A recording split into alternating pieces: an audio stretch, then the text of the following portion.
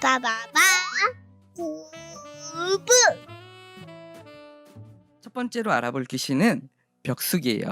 벽숙이는 신비 아파트에 살던 쌍둥이 소년이 물놀이를 하려고 아파트 옥상에 있던 물탱크에 들어갔다가 안타깝게 익사하여 귀신이 된 거였어요. 이름으로 알아보자. 풀을 벽, 물수, 귀신, 귀. 벽수라고 하면 거물 정도로 짙은 푸른 물이라는 뜻이죠. 실제로 벽수기는 검은 물을 이용하여 사람들을 조종하잖아요. 수기는 말 그대로 물귀신이라는 뜻이에요. 짙은 푸른 물귀신이라는 뜻이죠. 억울하고 안타깝게 물에 빠진 영혼이 물귀신이 된다고 하네요. 물귀신은 물가에 온 사람들을 홀려서 물속으로 데려가기도 하고 물 안에 들어온 사람을 물속으로 강제로 잡아당겨서 자기와 같이 익사하도록 하는 무서운 귀신이에요. 이렇게 무서운 귀신이지만 물귀신 작전이라는 말이 있을 정도로 흔하게 들을 수 있는 귀신이죠. 벽수기도 물귀신인 만큼 사람을 홀리거나 물속으로 잡아 끌기도 했는데요. 신비 아파트 사람들을 검은 수증기로 홀려서 물탱크에 빠뜨렸고 하리도 물속으로 잡아당겼죠. 지금까지 안타깝게 물귀신이 된 쌍둥이 벽수기였습니다. 두 번째로 알아볼 귀신은 흑진기예요. 흑진기는 가은이 언니가 동생을 아끼는 마음에 비록 사고로 목숨을 잃었지만 귀신이 되어 가은이의 머리카락에 기생하면서 가은이를 괴롭히는 사람들을 공격하게 되죠. 이름으로 알아보자. 거물 흑, 숱 많고 거물 진, 귀신 귀. 바로 흑진기는 검고 숱이 많은 머리카락을 가진 귀신이라는 뜻이에요. 긴 검은색 머리카락을 특징으로 하는 귀신들은 많은데요. 유명한 공포영화 링에서 사다코도 검고 숱이 많은 생머리가 인상적이죠. 긴 생머리는 생명력을 상징하기도 하는데요. 예를 들어 디즈니의 라푼젤을 보면 라푼젤의 긴 머리는 마녀에게 젊음을 준다던가 플린 라이더를 치료하는 능력이 있죠. 이러한 능력은 귀신이나 괴물의 경우 생명력을 주는 것이 아니라 오히려 생명력을 뺏는 능력으로 나타나는데요. 하지만 신비 아파트에서의 흑진기는 동생인 가은이를 지키려고 하는 이유로 사람들을 공격하는 것이기 때문에 생명력을 뺏지 않는 귀신이 된 것 같아요. 지금까지 동생을 사랑하여 죽어서도 가은이를 지켜준 흑진기였습니다.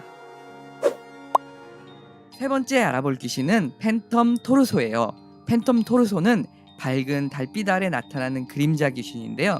사람들의 소원을 들어주고 가장 소중한 것을 가지고 가죠. 이름으로 알아보자. 팬텀, 유령, 귀신, 토르소, 몸통. 이름 그대로 말하자면 몸통 귀신이라는 뜻이죠.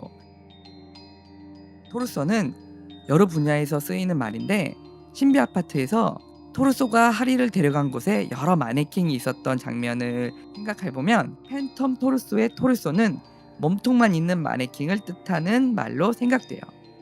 보통 토르소는 머리, 팔, 다리가 모두 없는 조형물들을 말하는데요. 신비 아파트에서 팬텀 토르소는 머리는 있지만 팔과 다리가 없는 귀신으로 나오죠. 팔과 다리가 없기 때문에 사람들의 소원을 들어주고 소중한 사람들을 빼앗아서 그들로부터 팔과 다리를 빼앗으려고 했던 것 같아요.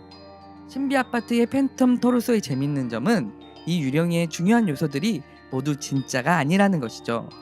태양의 빛을 반사할 뿐인 달빛을 받아 사람의 그림자에서 나오는 사람의 모양을 본뜬 마네킹 유령으로 모두 가짜로 구성되어 있어요.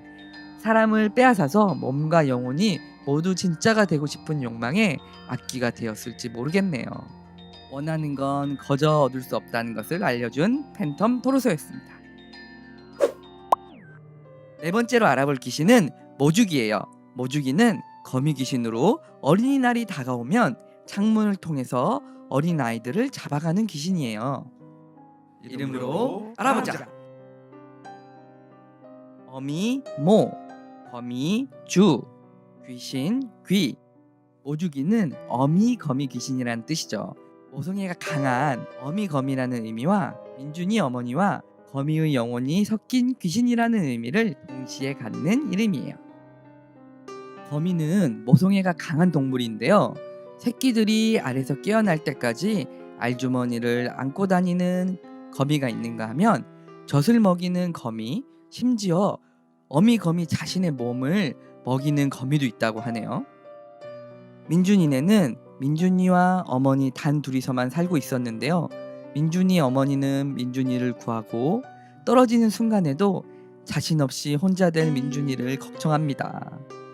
이렇게 민준이의 걱정하는 마음이 컸던 민준이 어머니와 강한 모성애를 가진 거미의 영혼이 섞여 귀신이 된 모주기는 신비 아파트에 사는 아이들을 납치하는데요. 사실은 자신의 아이인 줄 착각하고 보호하려고 했던 거예요. 영혼이 섞이면서 안타깝게 지능은 거미 쪽을 따라갔나 봐요. 모주기와 비슷한 귀신으로는 일본의 조로구모가 있는데요. 일본의 조로구모는 인간 여자로 둔갑하는 거미 귀신이에요. 이 거미 귀신은 모성애보다는 거미줄로 사람을 엮는 것과 관련된 이야기들이 많은 귀신이에요. 지금까지 어머니의 사랑을 알려준 모주기였습니다. 다섯 번째로 알아볼 귀신은 이드라예요. 원래 사당 안에 족자에 봉인되어 있었는데 등산객이 그 족자를 스마트폰으로 찍게 되고 그 스마트폰에 기생하게 되죠. 이름으로 알아보자. 이드라. 이드라는 크툴루 신화에 나오는 강력한 신인데요. 이 크툴루 신화는 하워드 필립스 러브크래프트라는 사람이 시작해서 어거스트 델레스라는 사람이 정리한 가공의 신화라고 해요. 여기서 이드라는 우주가 탄생하기 전부터 존재했던 강력한 신인데요. 지구에 생명이 발생할 때 지구에 도착한 신이라고 합니다. 신비 아파트의 이드라는 스마트폰을 통해 하리를 조종하고 죽이려고 하는데요. 사람들을 유혹하는 착한 악귀예요. 하얀 옷에 긴 머리를 내려뜨린 네모난 눈을 하나 가진 귀신이죠. 크툴루 신화에서 이드라는 다른 신들과 달리 인간들에게 호의적인 신으로 그려지는데요. 사람들에게 나타날 때는 아름다운 소녀의 모습으로 나타난다고 하니 신비 아파트의 이드라와는 많이 다르죠. 하지만 비슷한 점도 있는데요. 크툴루 신화의 이드라는 생명체를 흡수하여 그 생명체의 모습으로 변하는 능력이 있고요. 이 능력으로 환경 변화에 잘 적응하였는데요. 신비 아파트의 이드라도 오래전에 족자에 봉인되어 스마트폰을 처음 볼 텐데도 스마트폰에 금방 기생하고 그리고 메시지를 잘 보내는 걸 보니까 두 이드라 다 환경 변화에 대한 적응은 대단한 것 같아요. 지금까지 스마트폰을 적당히 하라는 교훈을 알려준 이드라였습니다. 여섯 번째로 알아볼 귀신은 무명귀예요. 무명귀는 교통사고로 가족을 잃고 본인은 얼굴을 크게 다쳤었죠. 그 슬픔으로 젖어 살다가 죽어서 귀신이 되었어요. 이름으로 알아보자. 없을무, 얼굴면, 귀신귀. 무는 없다는 뜻으로 무사고, 무인도 등도 같은 한자를 쓰고 있어요. 면은 얼굴이나 겉, 모습의 뜻을 가진 한자로 면도기, 면전, 측면 등도 같은 한자를 쓰죠. 귀는 귀신이란 뜻이에요. 바로 얼굴이 없는 귀신이라는 뜻이죠. 얼굴 없는 귀신은 우리나라에서 달걀 귀신으로 많이 알려져 있는데요. 달걀 모양을 한 귀신과 사람 형태의 귀신으로 두 가지가 있어요. 달걀 모양을 한 귀신은 살아있는 달걀처럼 굴러다니는데 때리면 때릴수록 점점 커진다고 하네요. 사람 형태의 귀신은 모습은 사람과 같지만 얼굴이 없고 달걀처럼 매끈하다고 하네요. 그 얼굴을 보게 되면 너무 놀라서 며칠을 시름시름 앓다가 세상을 떠난다고 합니다. 신비 아파트에서 무명귀는 살아있는 사람의 몸을 빼앗아서 마치 그 사람처럼 행동하죠. 스스로도 몸을 빼앗은 사람으로 변신할 수 있게 되고요. 무명귀는 자신이 잃은 행복을 다른 가족에서 찾고 싶었던 것 같아요. 하지만 영혼이 되어 기다리고 있던 가족들을 만나 함께 승천하게 되죠. 일본에도 노페라보라는 얼굴 없는 귀신이 있는데요. 여우, 너구리 등이 인간을 놀래키려고 변신한 것이라고 하네요. 지금까지 가족을 잃은 슬픈 과거를 가진 무명귀였습니다. 7번째 귀신은 마리오네트 퀸인데요. 마리오네트 퀸은 발레리나를 꿈꾸던 학생이 안타깝게 비행기 사고를 당하면서 귀신이 되었지요. 이름으로 알아보자. 마리오네트, 줄인형, 퀸, 여왕, 왕비. 마리오네트는 줄인형이라는 뜻인데요. 원래의 뜻은 프랑스어로 작은 말이라는 뜻이라고 하네요. 유럽 중세에는 줄인형극이 유행을 했는데요. 그 인형극에서 성모 마리아가 유명한 캐릭터였고, 여기서 작은 성모 마리아라는 뜻의 마리오네트가 줄인형을 뜻하게 되었다고 합니다. 퀸은 여왕, 왕비 등을 뜻하는 말인데요. 여왕과 비슷한 왕비, 왕모, 대비를 모두 지칭하는 말이라고 하네요. 곧 마리오네트 퀸은 줄인형의 여왕이란 뜻이에요. 이름 그대로 마리오네트 퀸은 사람들을 홀려서 줄인형으로 만들고 지배하는 능력을 갖고 있는데요. 오르골 속에 결계를 만들어 두고 홀린 사람들을 데려가 자신의 발레를 완성하려고 하였죠. 애초에 하리가 싸우지 않고 순순히 같이 했으면 마리오네트 퀸도 한을 풀었을지도 모르겠네요. 발레의 꿈을 안타깝게 피우지 못한 마리오네트 퀸이었습니다. 8번째로 알아볼 귀신은 치동기입니다. 치동기는 4444번 버스가 사고로 추락하게 되었을 때 그 사고로 죽은 영혼이 모여서 귀신이 되었지요. 이름으로 알아보자. 달릴 치, 엉길 돈, 귀신 귀. 치는 달리다는 뜻으로 잘 보기 어려운 한자인데요. 치돌, 치념 등의 말에 쓰인다고 하네요. 돈은 한 덩어리로 엉기다, 사리에 어둡다, 어지럽다 이런 뜻을 가진 한자인데요. 흔히 쓰이는 단어로는 혼돈이 있네요. 그러니까 치동기는 달리는 한 덩이로 엉긴 귀신이라는 뜻입니다. 치동기는 이전의 다른 귀신들처럼 하나의 영혼이 하나의 귀신이 된 것이 아니라 여러 영혼이 하나의 귀신이 되었는데요. 원혼이 남아 여전히 4444번 버스를 타고 다니며 사람들을 강제로 태워갑니다. 치동기는 4444번 버스를 타고 4시 44분에 나타나 사람들을 잡아가는데요. 왜 4가 4개인 버스 번호에 4시 44분일까요? 우리나라와 같이 한자를 쓰는 나라에서는 숫자 4와 죽음을 뜻하는 한자 4가 발음이 같아서 이를 무서워하거나 기피하는 현상이 있는데요. 예전에는 엘리베이터 버튼에서 4층을 영어 4의 F로 표시하는 것도 많았죠. 우리나라 위성인 무궁화 아리랑도 3호 다음에 4호 없이 바로 5호를 발사했다고 하네요. 그나저나 처음 4444번 버스에 잡혀간 아저씨는 어떻게 된 걸까요?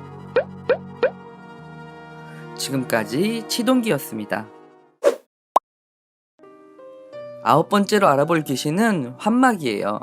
환마귀는 딸을 혼자 키우던 아빠가 딸 아이의 생일날 교통사고로 죽게 되었고, 딸이 갖고 싶어하던 뽑기 기계 속 곰인형의 영혼이 들어가면서 귀신이 되었죠. 이름으로 알아보자. 변할환, 마귀마, 귀신귀. 환은 변하다, 헛보이다 라는 뜻으로 환생, 환상에 같은 한자가 쓰여요.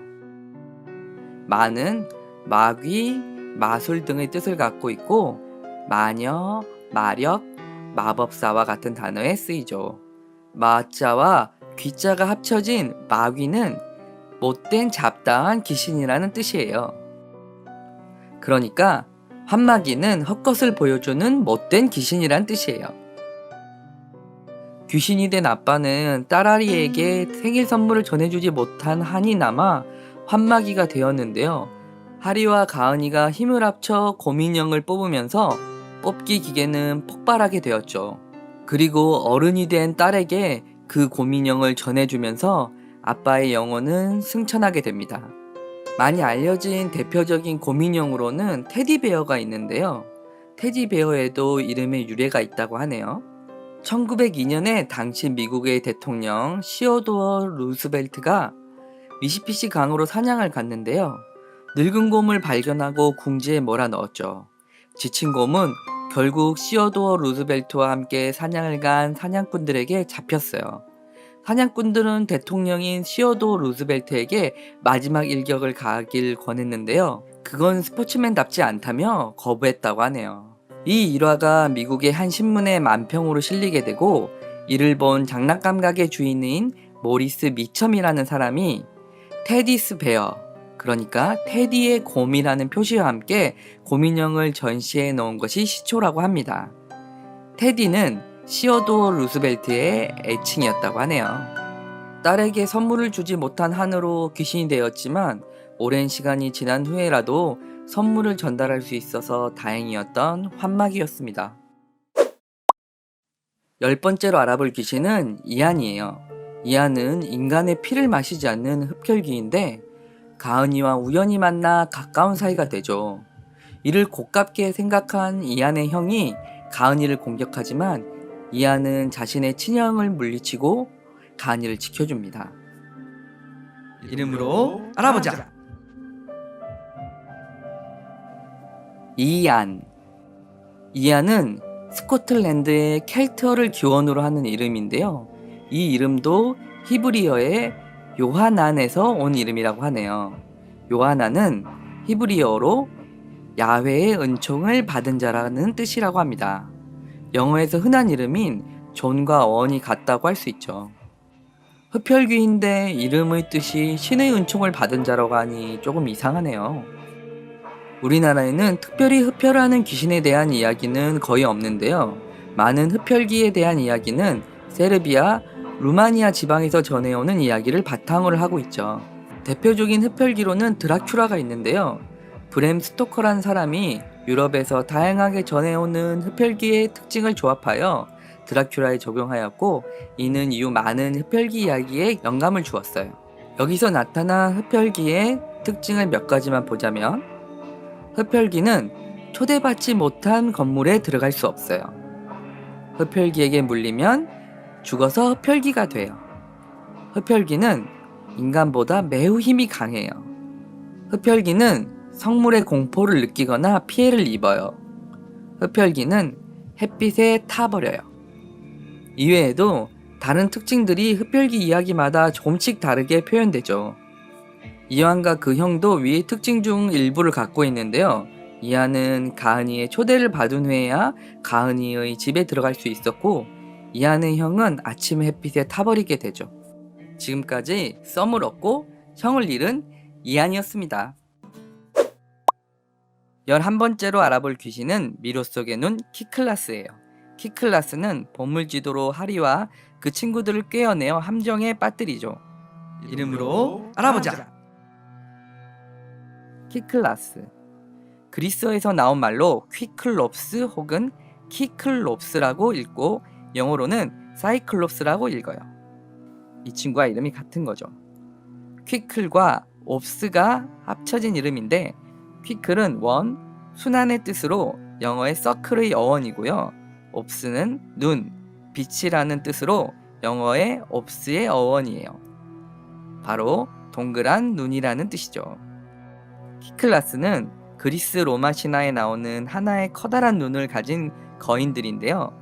그리스 로마 신화의 최초의 신들 중 땅의 신 가이아와 하늘의 신 우라노스에서 태어난 삼형제가 최초의 키클라스예요. 삼형제는 브론테스, 스테로페스, 아르게스라는 이름으로 각각 천둥, 번개, 벼락의 신이죠. 아버지인 우라노스는 자식들 중 헤카톤 케이레스들과 키클롭스를 미워하여 대지 깊은 곳에 가두었죠. 이후 티탄족 막내 아들인 크로노스가 우라노스를 몰아내고 주신의 자리에 올랐으나 키클롭스는 여전히 타단받았죠. 제우스가 크로노스를 몰아내고 나서야 자유를 찾게 되었어요. 이들은 뛰어난 대장장이기도 했는데요. 제우스의 번개, 포세이돈의 삼지창, 하데스의 마법 투구는 물론 아폴론의 활과 화살도 키클라스들이 만들었죠. 키클라스는 아이들을 보물로 깨어내어 미로에 가두게 되는데요. 이러한 내용은 오디세우스가 키클롭스의 후손인 폴리페모스와 만나게 되는 오디세이아의 내용에서 힌트를 얻은 것 같아요. 지금까지 미로 속의 눈 키클라스였습니다. 12번째로 알아볼 귀신은 만들어진 자 호문클루스예요. 하류의 반에서 친구가 없이 외롭게 지내던 동진이가 친구가 되기 위해 연금술로 만들어낸 귀신이죠. 이름으로 알아보자. 호문클루스. 호문클루스는 라틴어로 작은 인간이라는 뜻인데요. 호문은 인간을 뜻하는 호모의 변형된 형태예요. 현대 인간을 말하는 호모사피엔스의 호모와 같은 단어죠. 쿨루스는 작다는 뜻이에요. 신비 아파트에서 동진이가 호문클루스를 만들면서 외웠던 주문은 무엇일까요? 당시 외웠던 주문은 루메닌 카일로, 시피스테쿰인데요. 이 말 또한 라틴어입니다. 첫 번째 문장 루메닌 카일로에서 루멘은 빛, 카일로는 하늘을 뜻하는 말로 하늘에서의 빛이라는 뜻이고요. 두 번째 문장 시비스테쿰에서 시는 있다라는 뜻이고 비스는 포스, 테쿰은 함께라는 뜻이에요. 곧 포스가 너와 함께하길 May the force be with you. 이라는 뜻이에요. 지금까지 제다이 호문클루스였습니다. 포스가 여러분과 함께하길. 13번째로 알아볼 귀신은 망부아예요. 망부아는 신비 아파트 경비원 아저씨가 심은 꽃이었는데요. 거대하게 자라서 신비 아파트 사람들을 납치했죠. 이름으로 알아보자. 망, 발알망, 부, 남편 부, 화, 꽃화. 망은 바라다, 기다리다, 그리워하다라는 뜻이 있죠. 희망, 만원경이 같은 한자가 쓰이죠. 부는 남편이란 뜻이에요. 부부라는 단어는 남편부와 아내의 부가 합쳐진 단어죠. 곧 남편을 기다리는 혹은 그리워하는 꽃이라는 뜻이에요. 우리나라에서는 망부석에 관한 유명한 설화가 있는데요. 망부석은 남편을 기다리는 돌이라는 뜻이에요. 옛날 신라의 신하 박재상이 고구려와 외에서 왕의 동생을 구했는데 결국 스스로는 외에서 돌아올 수 없게 되었죠. 박재상의 아내는 치술령에서 남편을 그리워하며 동해바다를 내려다보다가 결국 돌이 되었고 그 돌을 망부석이라고 불렀다고 해요. 신비 아파트에서의 망부아도 무너질 뻔한 아파트를 지탱하였고 사람들을 납치한 것도 사람들을 지키기 위해서였죠. 지금까지 망부아였습니다. 14번째로 알아볼 귀신은 골묘기인데요. 공사로 인해 무덤이 파괴되어 그 속에서 잠들어 있던 시신이 잔뜩 화가 나서 골묘기가 되었죠. 이름으로 알아보자. 골, 뼈골, 묘, 무덤묘, 귀, 귀신귀. 골은 뼈라는 뜻인데요. 골절, 골수 등에서 같은 뜻으로 쓰이죠. 묘는 무덤이란 뜻이고요. 공동묘지, 성묘, 묘비 등의 단어에 쓰여요. 곧 뼈, 무덤, 귀신이라는 뜻이죠. 초등학교 때 유난히 공동묘지 위에 학교가 지어져서 귀신이 나온다는 이야기가 많았는데요. 실제로 공동묘지터에 많은 초등학교, 당시 국민학교가 지어졌다고 하네요. 원래 서울 사대문 밖에 공동묘지가 많았었는데 서울의 범위가 넓어지면서 공동묘지터 위에 국민학교가 지어졌다고 합니다. 중학교나 고등학교는 서울에서는 사대문 안에, 다른 도시에는 도심안에 지어져서 공동묘지 위에 지어진 경우가 적다고 하니 안심해도 되겠네요. 하리와 친구들이 골묘기에 묘비까지 다시 잘 세워줬으니 앞으로는 편하게 잘 쉬었으면 좋겠어요. 지금까지 골묘기였습니다. 15번째로 알아볼 귀신은 불가사리예요. 불가사리는 강림이 찾아간 상간마을에 나타난 괴물이죠. 쇠붙이를 먹어치우고 사람들의 영혼을 빼앗는 괴물이에요. 이름으로 알아보자. 불, 아닐 불. 가, 오를 가. 살, 죽일 살. 이, 이. 불은 아니다라는 뜻이고 가는 옳다, 허락하다, 가능하다라는 뜻을 갖고 있어요. 살은 죽이다라는 뜻으로 이것을 합치면 죽이는 것이 불가능하다라는 뜻이에요. 이는 사람 이름 끝에 붙이는 말로 수기, 도리 할 때 쓰여요. 곧 죽일 수 없는 녀석 정도가 되겠네요. 신비 아파트에서는 사람들을 해치는 나쁜 괴물로 나오지만 우리나라 전설에는 재앙과 화재를 막아주는 존재로 나오는데요. 특히 세상이 혼란할 때 나타나 쇠붙이를 먹어 치운다고 합니다. 이는 새로 만든 무기를 없애서 전쟁을 경계한다는 의미도 있다고 하네요. 불가사리는 물을 다스리는 상징을 갖고 있는데요.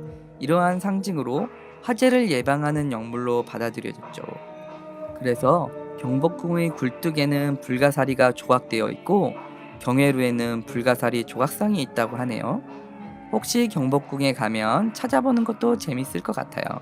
화재를 예방하는 영물로 받아들여졌지만 의외로 불에는 약하다고 하네요. 어떤 공격에도 죽지 않지만 불이 붙으면 까맣게 타버린다고 해요. 신비 아파트에서도 불가사리에게 고전하던 강림이 4인 참사검에 불을 붙여 공격하자 물리칠 수 있었죠. 지금까지 쇠를 먹는 괴물 불가사리였습니다. 16번째로 알아볼 귀신은 기계 속에 깃든 귀신 헤론이에요. 병약했던 종민이는 튼튼한 몸을 갖는 것이 꿈이었지만 결국 병으로 세상을 떠나게 되고 집에 있던 로봇 청소기에 영혼이 깃들어 귀신이 되죠. 이름으로 알아보자. 헤론은 기원전 10년경에 태어난 이집트의 철학자의 이름인데요. 그가 태어나고 주로 활동한 알렉산드리아 지역의 이름을 붙여 알렉산드리아의 헤론이라고도 불려요. 그는 수학뿐 아니라 기계공학에서 큰 업적을 남긴 사람으로 기계 속에 깃든 귀신에게 어울리는 이름이라고 할 수 있겠네요. 헤론은 1세기에 활동하면서 증기터빈, 풍력 오르간, 증기기관을 이용한 자동문, 성수 자동 판매기와 같은 그 당시에 만들었을 거라고 상상하기 힘든 물건들을 만들어냈는데요. 어떤 사람들은 헤론은 1세기의 토니 스타크라고 하기도 하더라고요. 기계공학 천재의 이름을 본딴 헤론이었습니다. 17번째로 만나볼 귀신은 객기입니다. 객기는 은행 강도 신동식 몸에 빙의하였다가 신동식을 쫓던 하리 엄마에게 상처를 입히고 하리네 가족을 공격해오죠. 이름으로 알아보자. 손객, 귀신귀. 객은 일반적으로 손님이나 나그네 등을 뜻하는데요. 여행객과 같은 단어에 쓰이죠. 손님은 자신이 속해 있는 장소에서 떨어져 있는 상태이기 때문에 외지를 뜻하기도 하는데요. 객지와 같은 단어에서도 쓰이고 있어요. 또한 이를 추상적으로 자신의 관점에서 떨어져 제3자 관점에서 본다는 뜻으로 객관적이라는 단어에도 쓰이죠. 그대로 뜻을 풀어보면 손님 귀신이란 뜻인데요. 불행하게 죽게 되면 나그네처럼 떠돌아다닌다고 하여 객기라고 한다고 하네요. 객기의 특징은 일정한 거처 없이 방랑하다가 비일상적인 행사나 사람들이 약해진 틈을 타서 침입을 하는데요. 배고픔이 많은 귀신인지 특히 음식이 많은 잔치에 잘 나타난다고 합니다. 사람들에게 들러붙으면 오한이 나고 입맛이 없어지는 증상이 있다고 하네요. 신비 아파트에서 객기가 뚱뚱하게 표현되었다던가 하리가 소환한 골묘기를 먹어치우는 등의 모습은 객기의 허기가 잘 나타난 것 같아요. 지금까지 배고픈 떠돌이 귀신 객기였습니다. 18번째로 만나볼 귀신은 마구할망이에요. 신비 아파트에서 마구할망은 하리의 엄마인 유지미의 엄마로 곧 하리의 할머니였죠. 이름으로 알아보자. 삼마, 시어머니 고. 마는 삼이라는 식물을 뜻하고 또한 삼으로 지은 옷을 의미하기도 해요. 고는 시어머니를 뜻하는 한자인데 일반적인 여성을 의미하기도 하죠. 마고는 중국의 선녀인 마고선녀에서 유래된 것으로 여겨져요. 할망은 크다는 뜻의 한과 어머니라는 뜻의 어미가 합쳐져서 만들어진 말로 큰 혹은 높은 어머니라는 뜻이 지금의 할머니라는 뜻이 되었죠. 그래서 마고할망은 무속신앙에서 젊은 모습으로 그려지기도 해요. 마고할망 혹은 마고할미는 우리나라에서 전해지는 세상을 창조한 신인데요. 마고할망이 세상을 창조한 이야기는 다음과 같아요. 마고할망은 거대한 신이었는데 하늘도 땅도 없는 세상에서 잠을 자다가 어느 날 깨어나면서 하늘을 위로 밀어내면서 하늘과 땅이 분리되었다고 하죠. 그리고 땅을 긁어서 산과 강을 만들었다고 해요. 세상을 창조한 귀신인 만큼 신비아파트에서도 강력한 모습을 보여주는데요. 골묘기도 쉽사리 삼켜버린 객기를 호통만으로 물리쳐버리죠. 지금까지 세상을 창조한 우리나라의 신 마고할망이었습니다. 19번째로 알아볼 귀신은 요하임인데요. 요하임은 천년을 살아온 흡혈귀로 가은이의 피를 받은 이안조차 이길 수 없었던 강력한 흡혈귀였죠. 이름으로 알아보자.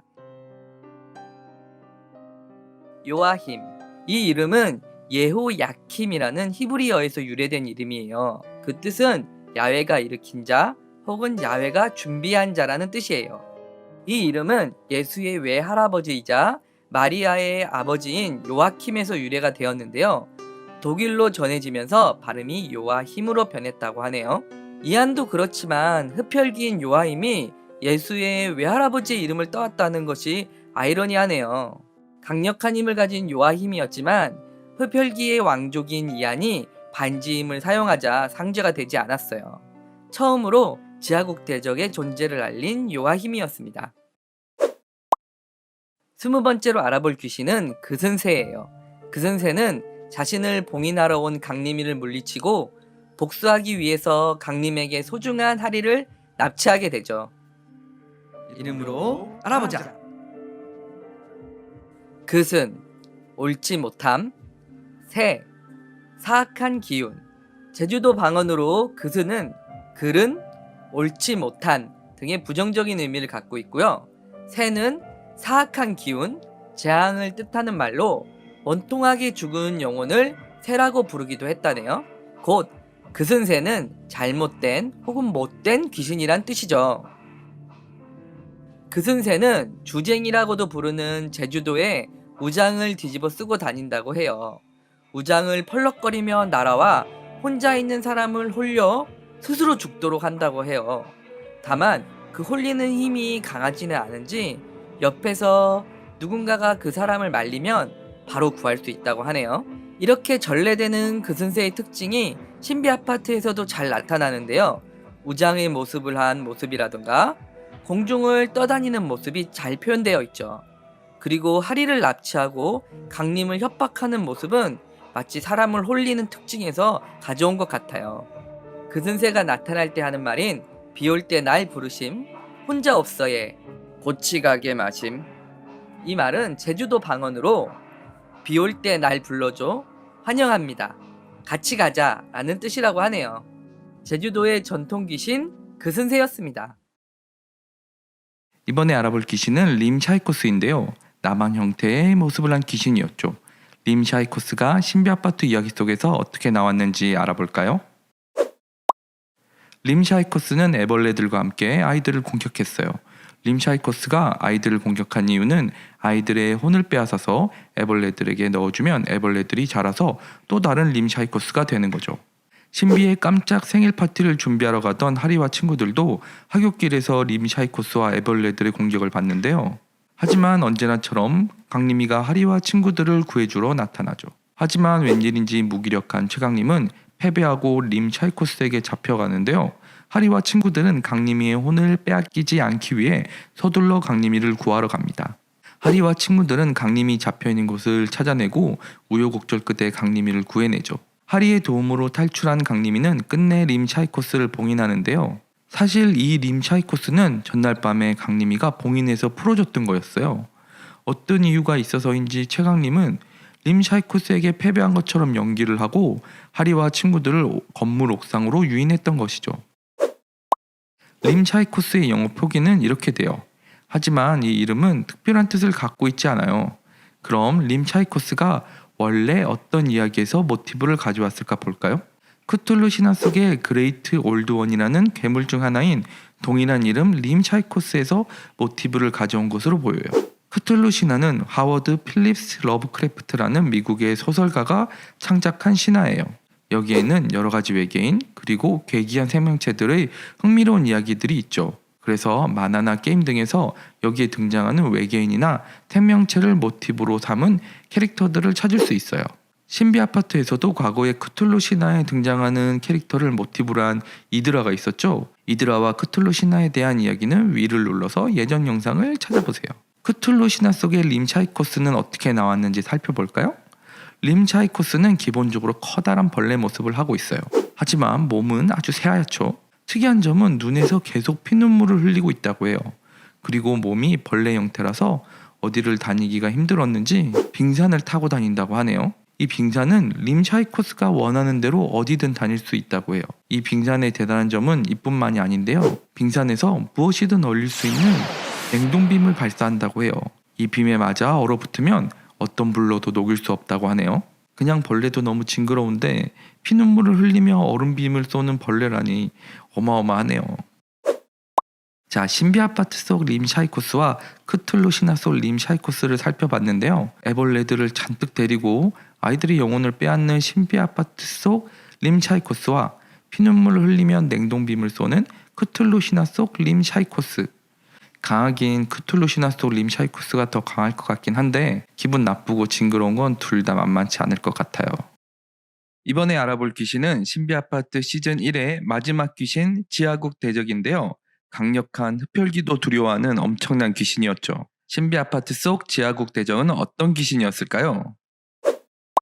지하국 대적은 원래는 신을 모시는 대천사였는데요. 인간들에게 실망을 하고 신 몰래 인간들을 벌하려다가 신에게 발각되었는데 거기서 신에게 대들다가 오히려 벌을 받게 되죠. 벌을 받은 게 어지간히 억울했는지 스스로 지옥의 왕이 되겠다며 지옥의 8마리의 귀신을 흡수하고 지하국 대적으로 다시 태어나요. 지상에 나타난 지하국 대적을 최강림 어머니가 혼자서 상대하는데요. 결국 역부족으로 당해낼 수 없자 스스로의 몸에 지하국 대적을 봉인하죠. 지하국 대적의 힘은 봉인할 수 있었지만 어머니의 몸은 지하국 대적에게 빼앗기고 말아요. 강림이는 강력한 귀신들의 힘을 모아서 지하국 대적 소멸의식으로 지하국 대적을 물리치고 어머니를 구하려고 합니다. 모두 8귀신의 힘을 모으는데요. 각각의 귀신을 알아보면 이드라, 호문쿨루스, 어둑신이, 그슨새, 불가사리, 라바나부. 그 뒤에 둘은 정확히 나오지 않는데요. 그림으로 유추해보면 첫 번째는 객기로 생각이 돼요. 사실 신비 아파트 이야기 속 객기는 강림이에게 봉인당하지 않았지만 어둑신이 같은 경우도 있으니 다른 객기가 강림이에게 봉인되었을 수도 있겠죠. 그 다음은 키클라스로 생각되는데요. 사실 신비 아파트에서의 키클라스의 모습과는 매우 달라요. 근데 오히려 하나의 눈을 갖고 길게 축 늘어진 팔을 봤을 때는 오디세이에 나오는 키클라스의 원형에 가까운 것 같아요. 8마리의 귀신의 힘을 사용하여 지하국 대적 소멸의식은 성공적으로 치르게 되는데요. 하지만 지하국 대적이 본 모습을 드러내며 소멸시키는 데는 실패하게 됩니다. 지하국 대적을 소멸시키는 데는 실패하고 오히려 지하국 대적을 강림이 어머니의 봉인에서 풀어주게 되는 꼴이 돼요. 자유로워진 지하국 대적은 강림의 어머니를 흡수해버리죠. 강림이는 신의 힘으로 지하국 대적을 제거할 수 있다는 것을 알게 되었어요. 그래서 신의 힘을 사용하기 위해서 신의 사자인 신비를 붙잡아 가죠. 신의 힘을 사용하기 위해서는 신비를 희생시킬 수밖에 없었는데요. 강림이는 신비 아파트 옥상에서 3단계의 의식을 치르게 돼요. 첫 번째, 귀신의 문을 열고, 두 번째, 하늘의 문을 열고, 세 번째, 도깨비의 영혼을 빛으로 물들이는 것이었죠. 강림이는 연신 신비에게 미안해하면서도 결국 신의 힘을 사용하는 의식을 치릅니다. 하리는 이런 신비를 구하기 위해 위험을 무릅쓰고 마법진에 들어가서 의식을 중단시키죠. 의식이 중단되고 모두 힘을 합쳐 지하국 대적을 물리치려고 하지만 귀신들의 힘을 흡수하여 더욱 강력해진 지하국 대적을 상대하기에는 힘이 한참 모자랐죠. 결국 신비가 스스로 희생하여 모두를 구하고자 합니다. 지하국 대적도 최고의 힘으로 대항하려고 하지만 결국 신비에게 쓰러지고 신비도 소멸하고 맙니다. 지하국 대적의 이름의 뜻은 땅 아래 나라의 큰 도적이라는 뜻을 갖고 있는데요. 이 이름을 한 글자씩 풀어보면 땅을 뜻하는 지, 아래를 뜻하는 하, 나라를 뜻하는 국, 크다는 뜻의 대, 도둑을 뜻하는 적으로 이루어져 있어요. 지하국 대적은 우리나라에서 전해 내려오는 설화에 나오는 괴물인데요. 사실 설화와 신비 아파트 속의 모습은 사뭇 달라요. 오히려 기독교의 루시퍼와 닮아 있죠. 먼저 우리나라에서 전해오는 지하국 대적 이야기를 살펴볼까요? 어느 마을에 부잣집 딸이 괴물에게 납치되었어요. 아이고, 누가 내 딸 좀 구해주게. 딸만 구해주면 무엇이든 해주겠네. 영감님, 제가 따님을 구해오겠습니다. 젊은이 고맙네. 내가 딸만 구해준다면 뭐든지 자네 소원을 들어주겠네. 따님을 납치해간 괴물은 어떤 녀석인가요? 지하국 대적이라는 괴물일세. 그 괴물은 지하 세계로 가야 찾을 수 있네. 알겠어요, 영감님. 곧 제가 따님을 구해오죠. 용사는 어렵게 지하국 대적이 있는 곳으로 가는 동굴을 발견하게 되죠. 여기가 바로 지하 세계로 가는 문인가? 어서 들어가 보자. 용사는 우물가에서 부잣집의 딸을 발견했어요. 당신을 구하러 왔소. 괴물을 물리치고 어서 집으로 돌아갑시다. 그러자 그 여인은 뒤에 있는 돌 정도는 가볍게 들어야 지하국 대적을 물리칠 수 있다고 했어요. 용사가 아무리 힘을 주어도 바위는 꿈쩍을 하지 않았죠. 여인은 용사에게 힘이 강해지는 물이라며 물 한 바가지를 건넸어요. 용사는 여인이 건넨 물을 단숨에 마셨죠. 그리고 다시 바위를 들어보자 야! 바위를 날려버릴 정도로 힘이 강해졌어요. 자, 이제 괴물을 무찌르러 갑시다. 감히 이간 따위가 지하국 대적에 맞서려고 하다니 가소롭구나. 약 보지 마라. 야! 그 젊은이로부터 왜 아직 소식이 없는 게야? 영감님, 지하국 대적을 물리치고 방금 돌아왔습니다. 그래, 내 딸은 어떻게 됐는가? 네, 따님도 무사히 모시고 왔습니다. 아이고, 내 딸아. 젊은이 정말 고맙네. 이후 부잣집 딸과 용사는 결혼해서 행복하게 살았다고 해요. 우리나라의 지하국 대적 전승 이야기는 신비 아파트 이야기와는 많이 다르죠. 신비 아파트 속 지하국 대적과 이야기가 닮아 있는 루시퍼의 전승은 어떨까요? 원래 루시퍼는 하나님에게 가장 신뢰받는 천사장이었죠. 모든 천사를 통솔하던 루시퍼의 마음에는 교만이 생기기 시작했어요. 그래서 하나님의 자리를 빼앗으려고 했죠. 이를 알게 된 하느님이 분노하여 그를 하늘에서 추방시킴으로써 루시퍼는 타락천사가 되었어요. 추방당한 루시퍼는 하나님에게 앙심을 품고 지옥의 왕이 되었다는 이야기예요. 신비 아파트 이야기와 굉장히 유사하죠. 이 이야기는 사실 성서에는 전해지지 않는 이야기라고 하고요.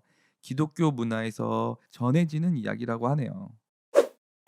자, 신비 아파트 속 지하국 대적의 모티브가 된 우리나라의 지하국 대적 전승과 루시퍼 관련된 이야기를 알아봤는데요.